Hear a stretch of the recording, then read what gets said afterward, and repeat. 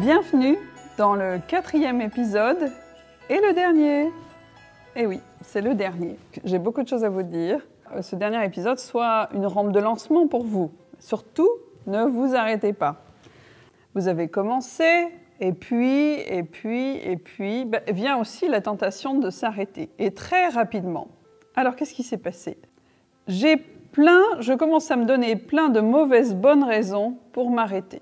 Et je voudrais, avec vous, identifier plusieurs de ces attitudes qui bloquent. Donc, la première attitude qui va vous bloquer, c'est l'attitude magique. Vous voulez passer de la graine à l'arbre sans transition. Et c'est-à-dire que vous voulez un dessin parfait de grand maître sans prendre le chemin de ce qu'on appellerait de l'ascèse. Mais l'art comme ascèse, c'est très intéressant. Penchez-vous sur la question. Alors, ça c'est la première attitude, l'attitude magique. J'oublie en fait qu'il y a un processus et que c'est pas grave si le premier dessin n'est pas exactement comme je veux. L'important c'est de risquer et progressivement de me dire de quoi j'ai besoin pour améliorer cette expression. Alors la deuxième attitude, c'est de juger immédiatement ce que je fais sans recul sur rien. L'homme a besoin de juger son travail. Moi, j'ai besoin de le juger. C'est très important. Mais à quel moment vous allez le faire, comment vous allez le faire, c'est important de juger, mais formez votre jugement avant de juger votre travail. Et si vous n'êtes pas en mesure de le juger, mettez-le de côté et regardez-le plus tard. Et la troisième attitude, c'est l'attitude un peu autodidacte. C'est un très joli mot. Il est bon d'apprendre par soi-même, mais il est bon de prendre conscience que je ne suis pas moi-même créateur à partir de rien. Non. Et ça nous rend très humbles.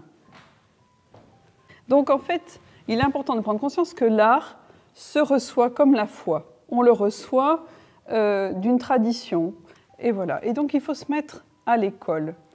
Vous savez, on reçoit tout. On se reçoit de comment d'autres ont peint ou ont dessiné. Et on se met à leur école. Il est important de réaliser que l'art, on l'apprend d'autres. Et on n'est pas à l'origine. Le seul qui crée à partir de rien, c'est Dieu. C'est pas nous. C'est pas l'homme.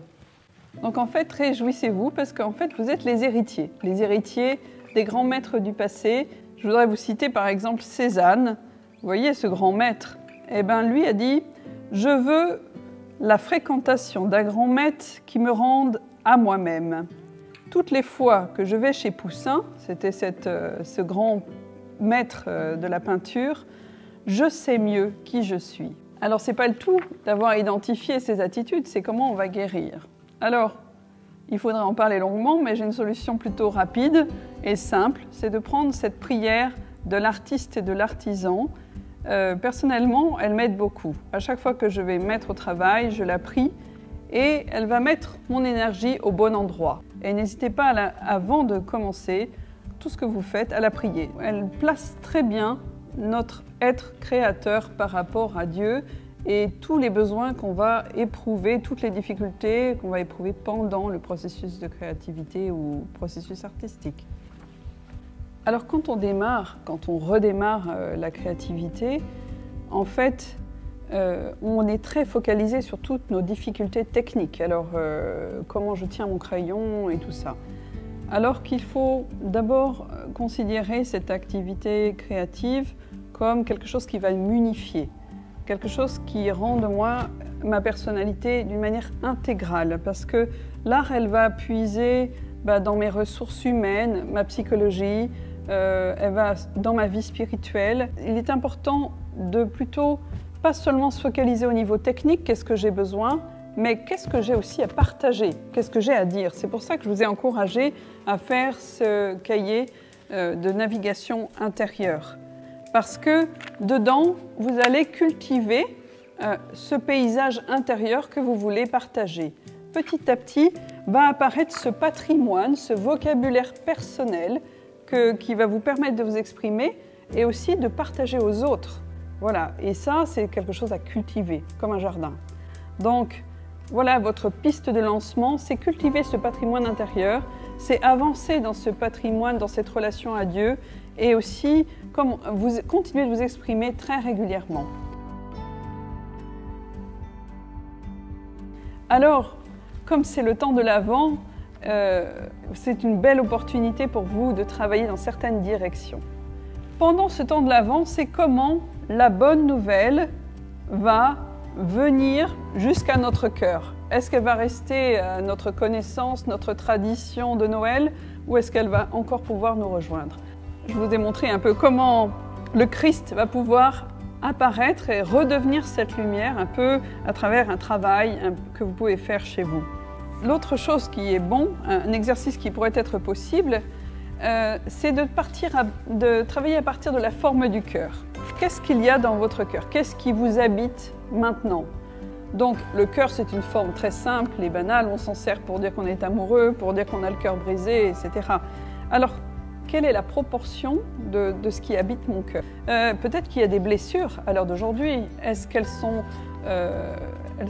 empêchantes? Ou au contraire, est-ce que Dieu a pu visiter déjà et s'en sert comme un bien?